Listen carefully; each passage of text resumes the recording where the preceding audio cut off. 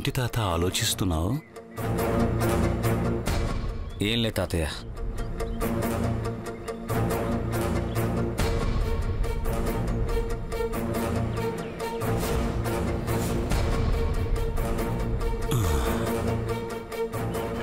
మీ నాన్న కూడా నాతో ఏమైనా చెప్పాలనుకున్నప్పుడు ఇక్కడే ఒంటరిగా కూర్చుని చాలాసేపు ఆలోచించేవాడు. నువ్వు కూడా ఏమైనా చెప్పాలనుకుంటున్నావా? చెప్పాలని ఊళ్ళో అడుగుపెట్టిన మొదటి క్షణం నుంచి అనుకుంటున్నాను, కానీ ఎలా చెప్పాలో తెలియట్లేదు తాతయ్య.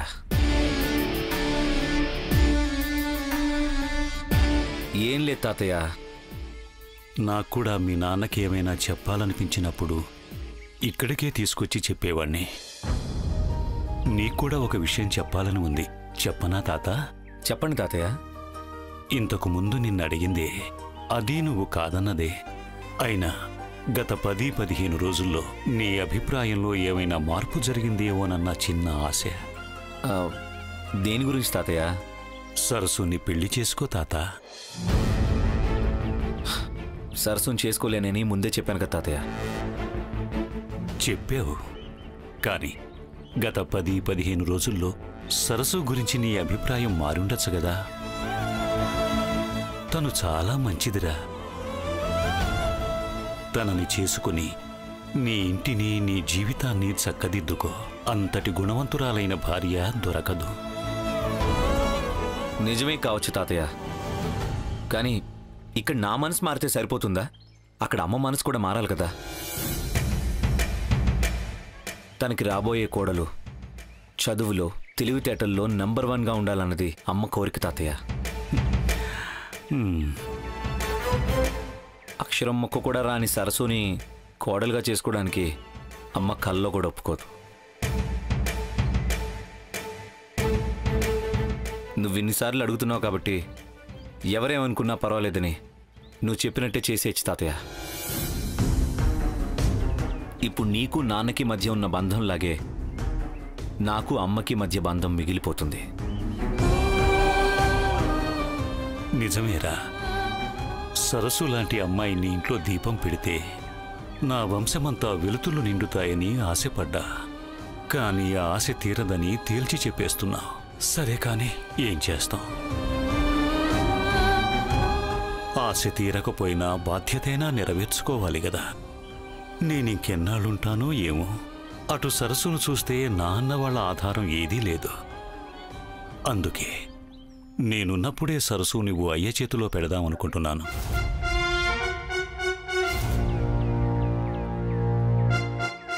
ఓ మంచి సంబంధం చూసి సరస్సుకి పెళ్లి చేసేద్దామనుకుంటున్నాను.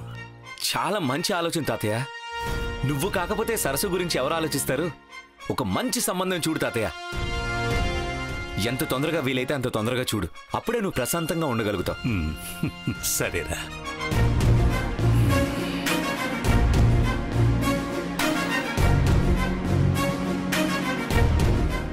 అమ్మయ్యా, ఓ పెద్ద అడ్డు తొలగిపోయింది.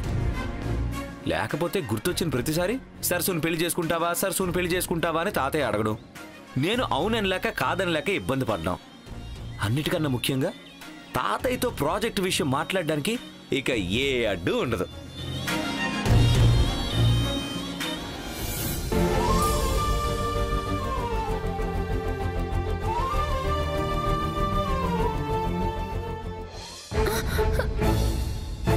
చిన్ని, ఏమైంది చిన్ని? గుడికెళ్ళి మొక్కు తీర్చుకున్న తర్వాత మళ్ళీ ఇంటికి వెళ్ళిపోతాం కదా, రా వెళ్దాం. వద్దు వద్దు.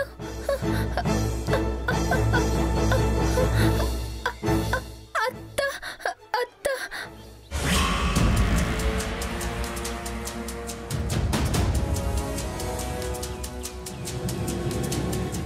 చిచ్చి, పొద్దున్నే పని మీద బయటకెళ్తుంటే ఈ ముదనష్టపు సంత ఎదురైంది. ఇంకేమవుద్ది పని? ఏమే, పాతింట్లోనే కొత్త కాపురం పెట్టించి అన్నీ దగ్గరుండి మరి చూస్తున్నారంట కదా. మళ్ళా ఇంకేం పనుందని ఊరి మీదకి బయలుదేరారు. అబ్బబ్బబ్బబ్బా, చూడ్డానికి ఏమి ఎరగని దాంట్లో ఎంత అమాయకంగా ఉన్నావే. కానీ చేసేవన్నీ ఎదవ పనులు ఎదవ చేష్టలు. ఆ పట్నం పిల్లాడితో తిరుగుతున్నావనే కదే నిన్ను ఇంట్లోంచి గెంటేసింది. అయినా మళ్ళీ ఆడితోనే మళ్ళీ ఆ ఇంట్లోనే కాపురం పెట్టావు. సిగ్గు లేదే నీకు? అక్క, ఏం మాట్లాడుతున్నావు? ఏ నిజం కాదా? ఆ ముసలోన్ని అడ్డం పెట్టుకొని మీరిద్దరూ ఆడుతున్న బాగోతాలన్నీ నాకు తెలిసే. సొంత మొగుడు కూడా చేయలేనంత బాగా అన్ని దగ్గరుండి మరీ చూసుకుంటున్నాడంటగా. అంత దగ్గరైపోయాడా నీకు?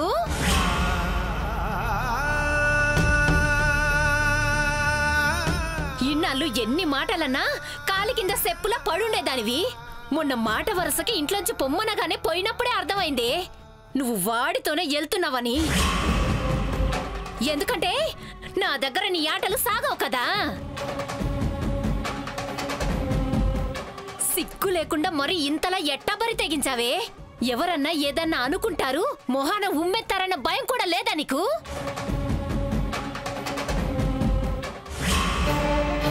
అత్త, నీకు దండం పెడతాను. ఎందుకత్త అంత దారుణంగా మాట్లాడుతున్నావు? నేను నీకేం అన్యాయం చేశాను? మేం నీకేమన్యాయం చేశామో చెప్పవే. ఎందుకే మా పరువిలా తీస్తున్నావు? నీ వల్ల ఊళ్ళో జనాల ముందు తలెత్తుకొని తిరగలేకపోతున్నాం కదే దరిద్రపు మొహందానా. ఎందుకే తల్లి లేని పిల్లని అలా ఆడిపోసుకుంటున్నావు? ఇంట్లోంచి బయటికి గెంటేశావు. ఇంకా నీ కడుపు మంట చల్లారలేదా? వచ్చారా? ఏంటా ఇంతసేపైనా ఇంకా ఎవరు రాలేదు? ఎవరు దీనికి ఒత్తాసు పలకడం లేదేంటా అనుకుంటున్నా. మీకు నానోర ఇనిపిస్తాది గాని ఇది చేసే పనులు కనిపించవే. సరస్సు లాంటి మంచి పిల్ల గురించి అలా అంటున్నావు? అవును మరి, మంచి పిల్లే. ఎందుకంటే మీకందరికి పనులు చేసి పెడతాది కాబట్టి మీకు ఇది మంచి పిల్లే. కానీ ఇది ఎంత నంగనాచో నాకు తెలుసు. నాగమణి, వయసొచ్చిన ఆడపిల్లని అది వీధి మధ్యలో చేయి చేసుకుంటావా? నువ్వు మనిషివేనా అసలు? కొడతాను, సంపుతాను, నా ఇట్టం. మధ్యలో మీకేంటి? ఇదిగో నాగమణి, పెద్దయితే ఒక మాట చెప్పావంటే అప్పుడు నిన్ను ఈ ఊళ్ళోనే ఉండనివ్వరు. పెద్దమ్మా, వద్దు పెద్దమ్మా, ఎవరికి ఏమి చెప్పొద్దు. అత్త, నీకు దండం పెడతాను. ఈ గొడవలేమి వద్దు, వెళ్ళిపోండి. వెళ్తానే. వీళ్ళంతా అండగా ఉన్నారనే కదా ఇంతలా రెచ్చిపోతున్నావు, ఇంతలా బరి తెగిస్తున్నావు. వీళ్ళు మాత్రం ఎన్నాళ్ళు ఆదరిస్తారో, ఎన్నాళ్ళు అండగా ఉంటారో నేను చూస్తాను. చివరకు మళ్ళీ నీ బతుకు రోడ్డు మీద పడి నా గుమ్మం ఎత్తుక్కుంటూ వస్తావు కదా, అప్పుడు చెప్తానే నీ పని. ఏంటి సరస్సు, ఇన్నాళ్ళు మీ అత్తతో పడింది సరిపోలేదా? ఒక్క మాట పెద్దయ్యతో చెప్తే పెద్దయ్యే చూసుకుంటాడు కదా. వద్దు పెద్దమ్మా, మా అత్త సంగతి తెలిసిందే కదా. కోపం వస్తే ఏం మాట్లాడుతుందో తనకే తెలియదు. అయినా మా మావయ్య మొహైనా చూడాలి కదా పెద్దమ్మా. ఎన్ని మాట్లాడుతుందో అన్నని ఏమవుతుంది? రామా,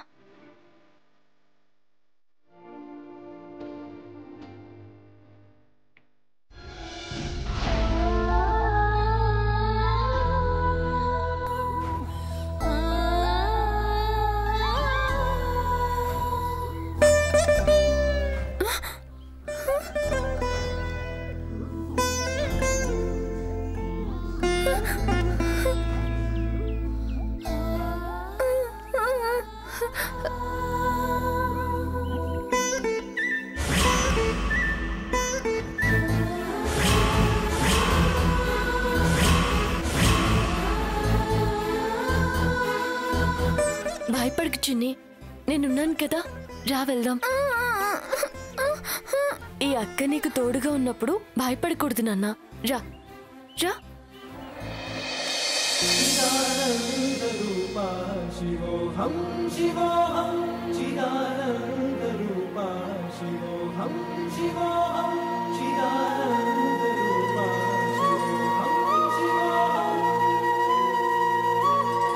పంతులు గారు.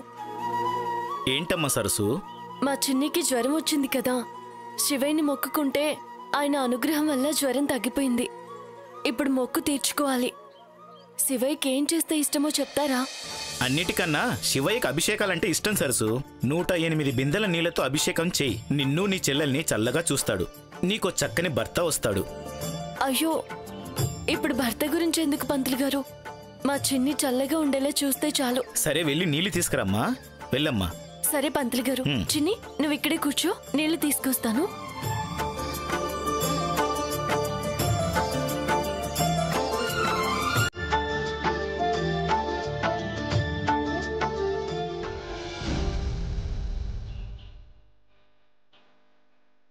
అదేంటి తాత, బ్యాగు తీసుకుని బయలుదేరావు? ఇప్పటికే వచ్చి చాలా రోజులైంది తాతయ్య, నేను వెళ్ళాలి. అప్పుడే వెళ్ళిపోతున్నావా? ఇంకో 4 రోజులు ఉండొచ్చు కదా. అయ్యో, మళ్ళీ వస్తాగా తాతయ్య. నిన్ను చూడాలనిపించి సర్ప్రైజ్ ఇద్దామని సడన్గా వచ్చాను. అయినా ఇక్కడికి వచ్చినట్టు అమ్మ కూడా తెలీదు. మళ్ళీ వెళ్ళకపోతే అనుమానం వస్తుంది. అంతేలే, అందరం కలుసున్నామా? ఎప్పుడైనా వచ్చి ఎప్పుడైనా వెళ్ళి ఎన్నాళ్ళైనా ఉండటానికి ఇలా దొంగచాటుగా వచ్చిపోవాల్సిందే. నువ్వు వచ్చినందుకు చాలా సంతోషం రా. కానీ ఈసారి నువ్వు వచ్చేంతవరకు ఈ ప్రాణం ఉంటుందో ఉండదోనని బెంగగా ఉందిరా. ఏంటి తాతయ్య మాటలు? అయినా నీకేమవుతుందని? ఏమీ కాదు. వారం 10 రోజులు వీలు చూసుకొని మళ్ళీ నేనే వస్తాను, సరేనా? సరే, ఈసారి వచ్చేటప్పుడు నా మునిమనవాణ్ణి కూడా తీసుకురా. అలాగే తాతయ్య, తప్పకుండా తీసుకొస్తాను. అన్నయ్య, ప్రాజెక్ట్ గురించి చెప్పన్నయ్య. చెప్తా. తాతయ్య, చెప్పాను కదా అమెరికా నుంచి రాహుల్కి ఒక పెద్ద ప్రాజెక్ట్ వచ్చిందని. అవును, అంటే నువ్వు కూడా వెళ్ళిపోతున్నావా తాత? లేదు లేదు తాతయ్య. ఆ ప్రాజెక్ట్ కోసం ఎక్కడికో వెళ్లాల్సిన అవసరం లేదు తాతయ్య. ఇక్కడే ఉండి చేసే ప్రాజెక్ట్ అనుకో. రాహుల్ కొన్నాళ్ళు నీతోనే ఉంటాడు. బతికించావురా. ఎక్కడ వాడు నీతో వచ్చేస్తాడోనని, మళ్ళీ ఎక్కడ ఒంటరి బతికైపోతుందోనని భయపడ్డాను. ట్రైన్కి టైం అవుతుంది తాతయ్య, ఇక నేను బయలుదేరుతాను. సరేరా, ఈసారి వచ్చేటప్పుడు నీ భార్య పిల్లల్ని కూడా తీసుకురా. తప్పకుండా తీసుకొస్తా. ఏంటో అందరూ రావాలన్న ఆశ. అసలు ఆ ఆశ తీరుతుందో ఎప్పటికి తీరుతుందో కూడా తెలియదు.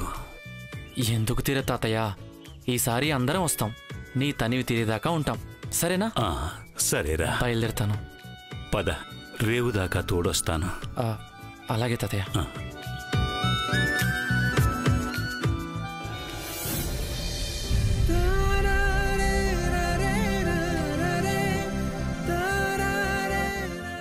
ఏంటి తేజ బాబు, అప్పుడే ఊరెళ్ళిపోతున్నారా?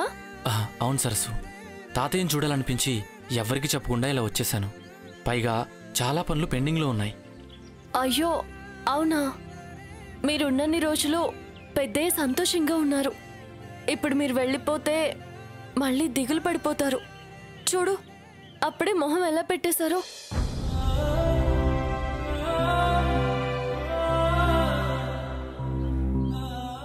అయ్యో తాతయ్య, ఎందుకు బాధపడుతున్నావు? మళ్ళీ వస్తాను కదా. అయినా నేను వెళ్ళిపోయినా రాహుల్ ఉంటాడు కదా.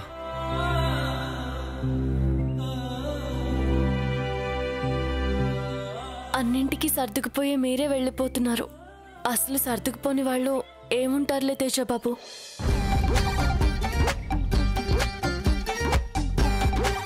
మీరందరూ ఇక్కడికి రావడం కష్టంలే గాని మీ అమ్మగారిని ఒప్పించి పెద్దయినా ఇక్కడికి తీసుకెళ్ళండి బాబు. అదంత సులువైతే వీళ్ళు చెప్పకుండా దొంగచాటుగా ఎందుకొస్తారు సరసు? అయినా అసలు నా కొడుకే నా గురించి పట్టించుకోనప్పుడు ఎవరు పట్టించుకుంటే మాత్రం ఉపయోగం ఏముంటుంది చెప్పు? లేదు తాతయ్య, నువ్వంటే నాన్నకి చాలా ఇష్టం. పరిస్థితులు మౌనంగా ఉంచాయంతే. అయినా సరస్సు ఏదన్నా అంటే అయిపోతుందంట కదా. అమ్మ మనసు మారాలని గట్టిగా అనుకో సరస్సు. నేనెప్పుడో అనుకున్నాను తేజబాబు, కానీ సమయం రావాలి కదా. మీరు ధైర్యంగా వెళ్ళి పిలుచుకుని మళ్ళీ రండి. పెద్దయ్యని మేము బాగా చూసుకుంటాం. సరే సరస్సు, వెళ్ళొస్తాను.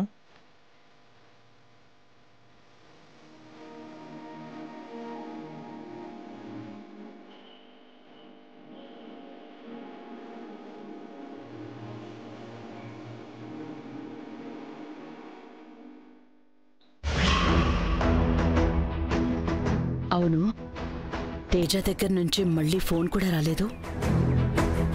వాళ్ళ మాస్టర్కి ఎలా ఉందో?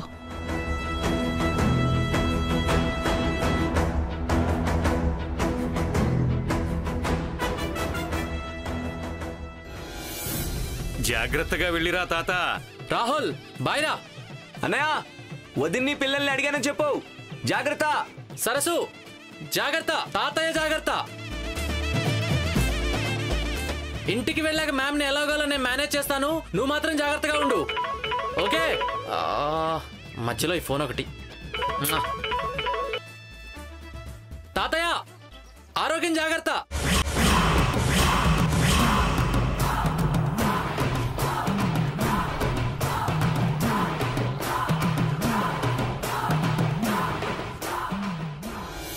పెద్దయ్య మళ్ళీ వస్తానన్నారు కదా, ఎందుకు బాధపడుతున్నావు? మీరింటికి వెళ్ళండి, నేను మొక్కు తెచ్చుకుని వచ్చేస్తాను. తాతయ్య రా వెళ్దాం.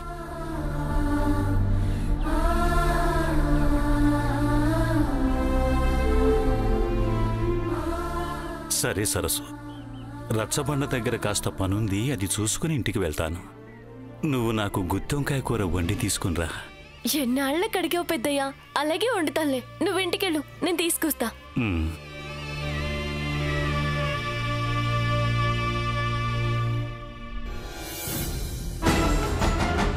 తాతయ్య తాతయ్య ఆరోగ్యం జాగ్రత్త. ఆరోగ్యం జాగ్రత్త. ఆరోగ్యం జాగ్రత్త. తాతయ్య అని ఎవరినంటున్నాడు? ఒకవేళ నాకు చెప్పకుండా ఊరెళ్ళి వాళ్ళ తాతయ్యని కలిసాడేమో. మరి మా మాస్టర్కి బాగోలేకపోతే చూడ్డానికి బెంగళూరు వెళ్ళానని చెప్పాడు. ఒకవేళ తాతయ్యని చూడ్డానికి ఊరెళ్ళి నాకు తెలిస్తే ఎక్కడ మళ్ళీ ఇంట్లోకి రానివ్వనేమోనని అబద్ధం చెప్పాడా? తాతయ్య మీద ఇంత ప్రేముండి దూరంగా ఉన్నందుకు ఇంత బాధపడుతూ ఉంటే ఎప్పుడో చేసిన ఒక తప్పును పట్టుకొని ఇన్నాళ్ళు తాతయ్యని దూరంగా ఉంచడం ఎందుకిలా నానా? నాకేం నచ్చలేదు. తెలీదురా, నీకు మీ తాతయ్య గురించి తెలిసింది చాలా తక్కువ. నువ్వు నీ కొడుక్కి చెప్పిన దానికంటే కూడా చాలా గొప్పడ్రా మీ తాతయ్య. నేనంటే మీ తాతయ్యకి ప్రాణం రా. నాకు కూడా మీ తాతయ్యే లోకం రా. కానీ మీ అమ్మ ఆలోచనలకు విలువిచ్చి ఇచ్చిన మాటకి కట్టుబడి నా కన్న తండ్రినే వదిలి వచ్చేశాను. ఒకవేళ ఈయన తండ్రి దగ్గరికి వెళ్ళలేక కొడుకుని పంపించారా? అయినా నా తేజ నన్ను మోసం చేస్తాడా? తేజ అలాంటివాడు కాదే.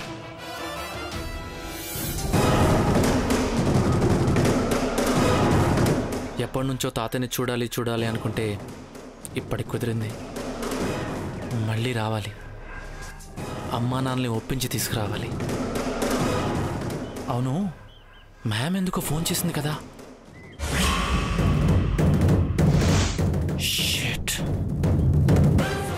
నేను కాల్ కట్ చేశా కదా, కనెక్ట్ అయిందేంటి? పొరపాటున కట్ చెప్పి లిఫ్ట్ చేశానా ఏంటి?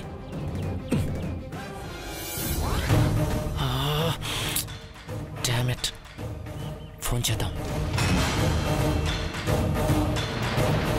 వద్దు, ఒకవేళ వినుంటే ఇప్పుడు నిలదీస్తే మేనేజ్ చేయడం చాలా కష్టం.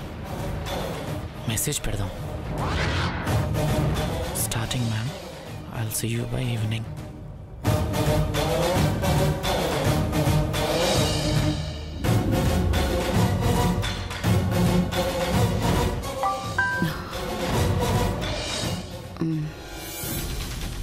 Starting madam, meet you in the evening.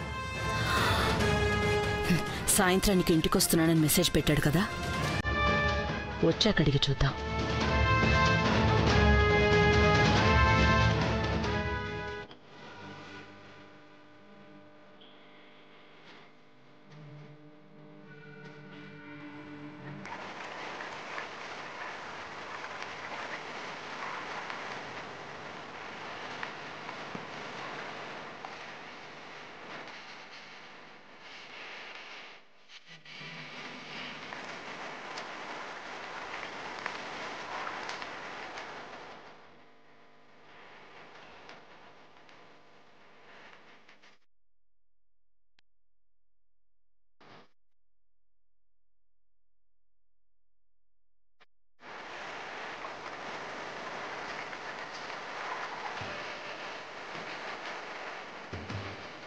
ఈ ఏడు అమ్మవారి ఉత్సవాలకి భక్తజన సంఖ్య పెరిగే అవకాశాలు ఎక్కువగా ఉన్నాయి. ఎవరికీ అసౌకర్యం కలగకుండా అన్ని ఏర్పాట్లు చేసుకోవాలి.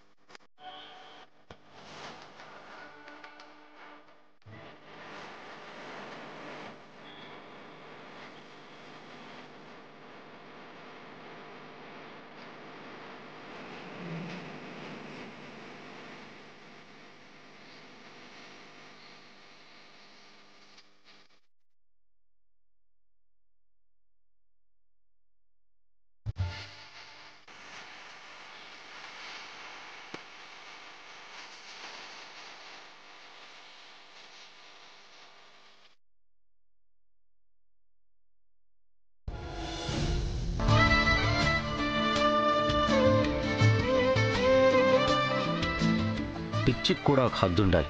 ఒకటా రెండా 108 బిందులు పోసేసరికి దీని పని అయిపోతుంది. అయినా ఇలాంటి మొక్కులు మొక్కుకోవడం ఏంటి? బుద్ధి లేకపోతే సరే. అవునులే, కొంచెమైనా చదువుకుంటే కదా ఆలోచించే జ్ఞానం రావడానికి.